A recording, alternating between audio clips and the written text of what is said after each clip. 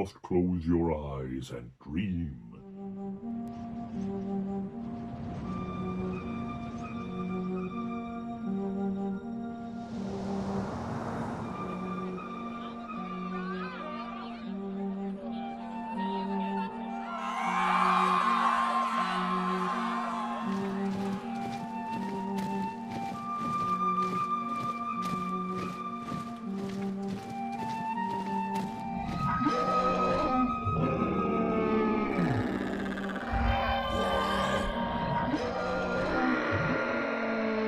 It is not enough. It is not enough.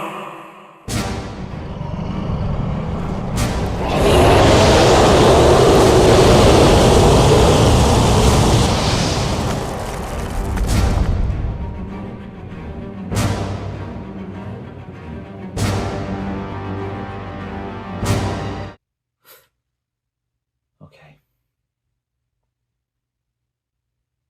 Let's look at the crystal ball again. Very well. Who do you want to look at? Well, Lord Morgan, for one. He was in that dream. Is he okay? Is that happening now? You gaze into the crystal ball and ask it to show you Lord Morgan. You see his face. It is tense, it is watchful, he is scanning, and he is moving. He appears to be on horseback. You can see occasionally, just behind him, the flap of the green banner with the white horse, the banner of the House of Mar, his family sigil.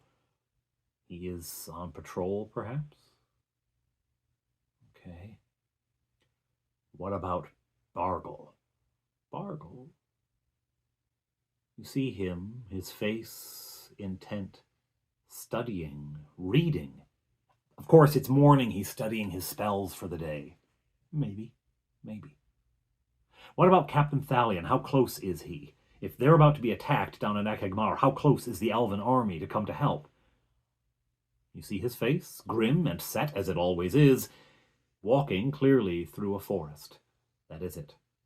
Well, I guess breakfast and spells, and on we go. And on they go. Continuing through the forest, eventually they come to its edge. They have traveled remarkably fast. The company of a treant will do that. They come to where the forest ends, and there are rolling grassy hills. Touchberry, you remember that from your dream. The forest ends, and then there are hills. Okay. Where to now? Now the travel will be normal speed. The treant cannot speed through grasslands. And he says, I do not know where this Achahd Mar is located.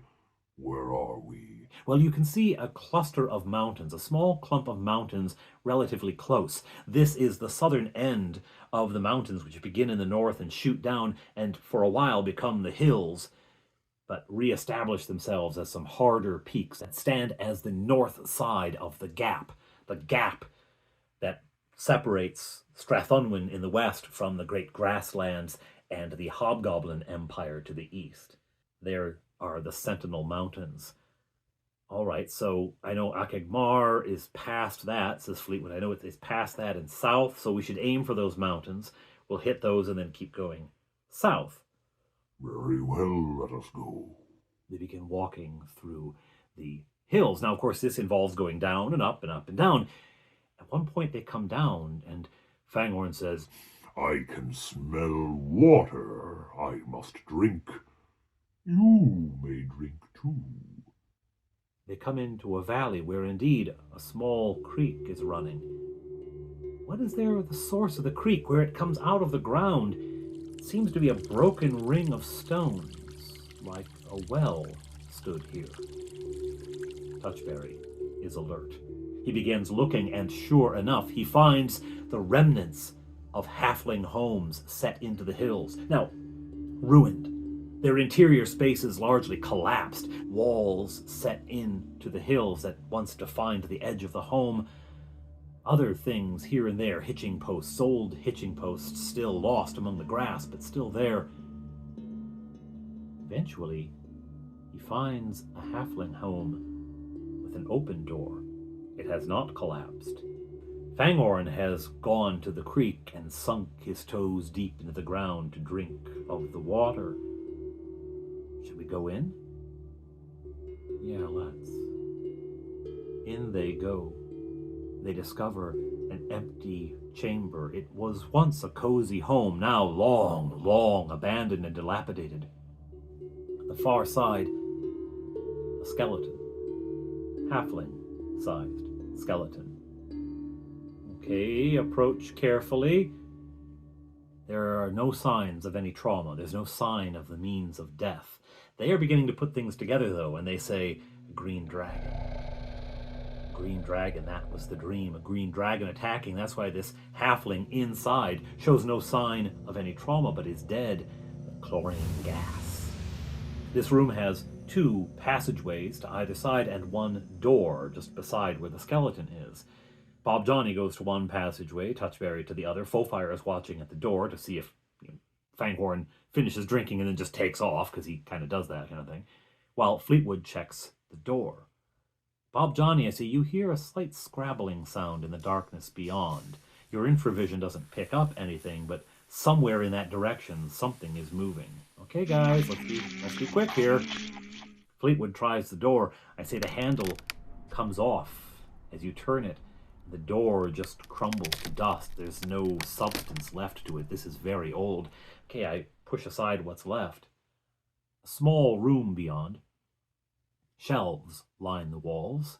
There are jars. There are barrels. No onions. It's been left for too long for that. Just dust remains.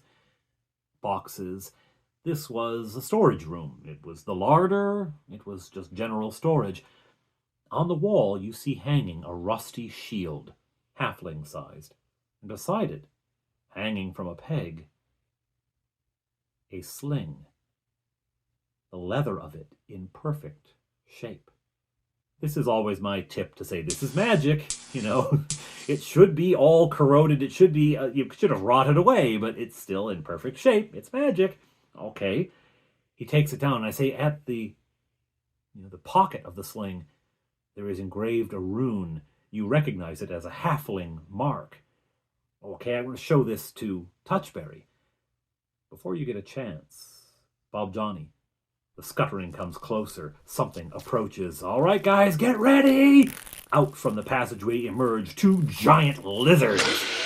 Now, I figured this would be easy enough for them to deal with, but provide a little combat for what was so far shaping up to be a low combat, adventure, session.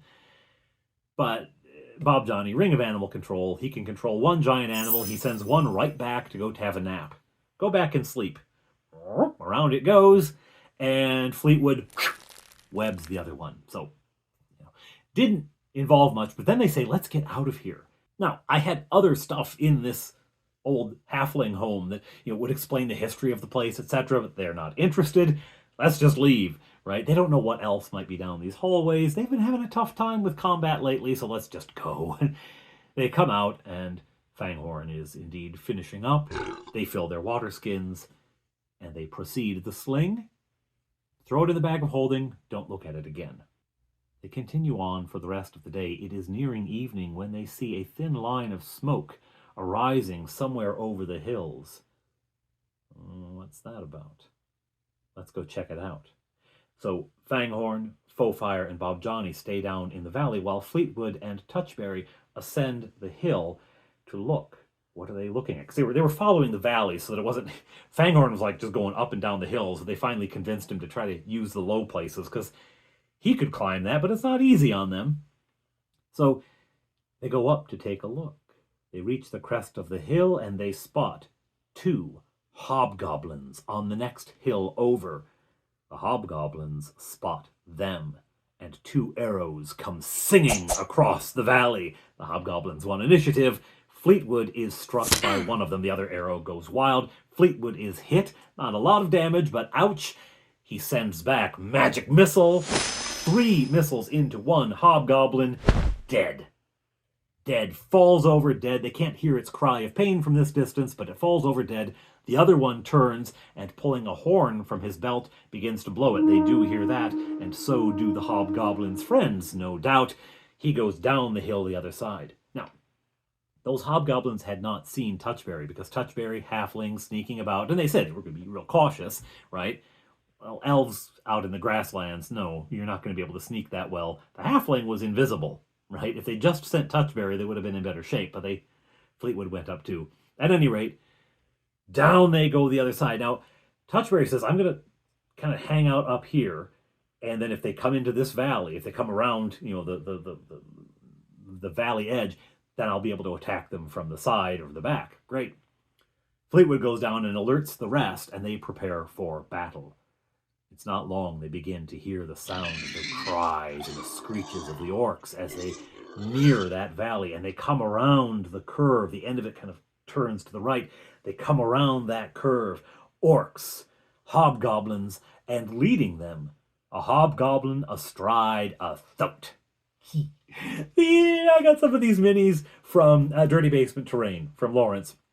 He sent them. I've been talking about. Actually, we did this online. It was a thing with with people online. What do you think hobgoblins would ride into war? And someone came up with the Thoats from, of course, it's John Carter, right? And they look cool. And so, yeah, all right, that's what they ride. That's what they ride. So here comes one on this mini, and Lawrence sent us some minis, which is fabulous. Around this thing comes great and big reaction at the table. Big reaction at the table. Oh my goodness! Big reaction. All right, but you're gonna have to fight. Now, the orcs coming around the corner come up short because there's this treant, which they did not expect, right? But the hobgoblin urges them into combat, and they approach.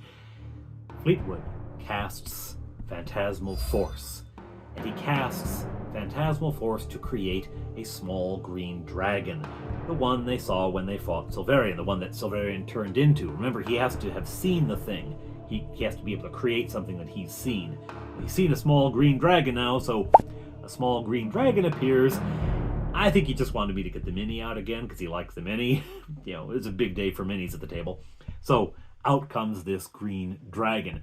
That fools a few orcs and one of the hobgoblin archers. Zoinks! So that hobgoblin archer starts shooting at the dragon. Now, the first time he misses, so the illusion lasts, the orcs are like, oh, what are we doing? Now, one of the orcs sees the treant and pulls out a vial of oil. Touchberry's like, hey, that's my gig. You can't take that.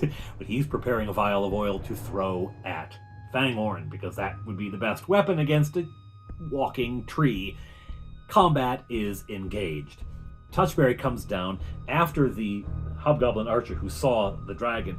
Once he hits that, the dragon poofs out of existence. The next thing he sees is the dirt as Touchberry lands on his back and kills him in one stroke. And he did like 9 points of damage or something. It was fabulous. Dead. All right. Combat is engaged. Bob Johnny launches a lightning bolt and cuts through the path of the orcs, killing 3 or 4 of them. The Thoat comes charging, the rider leading it, charging at the treant. Foe fire shoots arrows at the other hobgoblin archer, who returns fire and also shoots at Fanghorn. And Bob Johnny goes into combat, wielding that great axe, Rasengas, and he's chopping people down right, left, and center. The Thoat crashes into Fanghorn and upends the tree and crashes down to the ground. And as he lands, there's a chance he's going to land on top of Fleetwood. No, he doesn't. He misses. And, okay, the battle continues. Now, it's not that difficult to cut down orcs. Bob Johnny's hacking them down. Touchberry's hacking them down. Foe fire eventually shoots the archer, wounding him, not killing him, and I think Bob Johnny finishes him off, maybe with a magic missile. I can't remember exactly how he finished him off, but he finishes him off. Fleetwood is going after this Thoat, but Fanghorn's in the way. It's like he's always kind of in the wrong spot, right? And they're like, well, this thing couldn't possibly turn around that fast. He's crashed into the treant and then wheels about. He couldn't possibly be that quick. Oh, yeah, with those 8 legs he could. And I showed them a clip from the John Carter on Mars thing, and in the movie they're really agile and nimble and they swerve around. 8 legs, So he's back in on the attack, and as he passes, the hobgoblin slashes foe fire with his sword as he comes back toward the Ent. But the Ent has now copyright issues.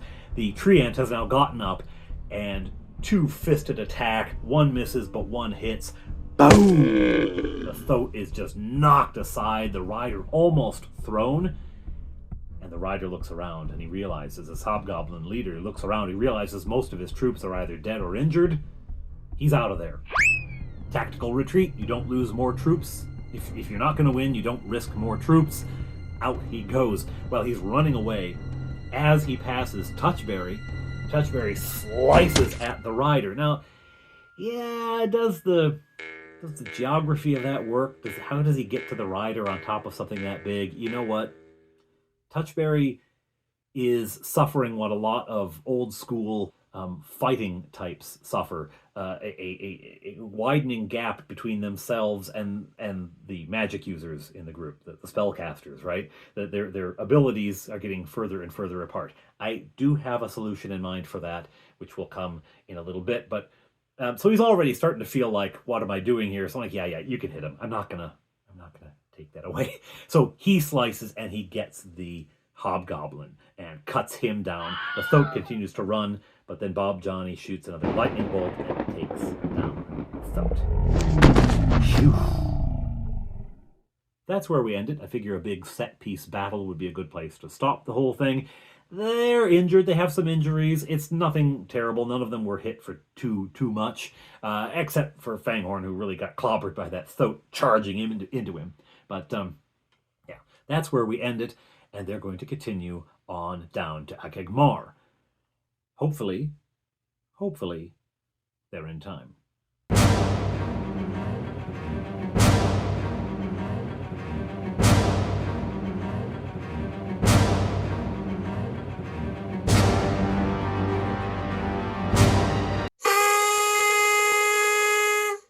In all my years of adventuring, I've never encountered a Thoat before.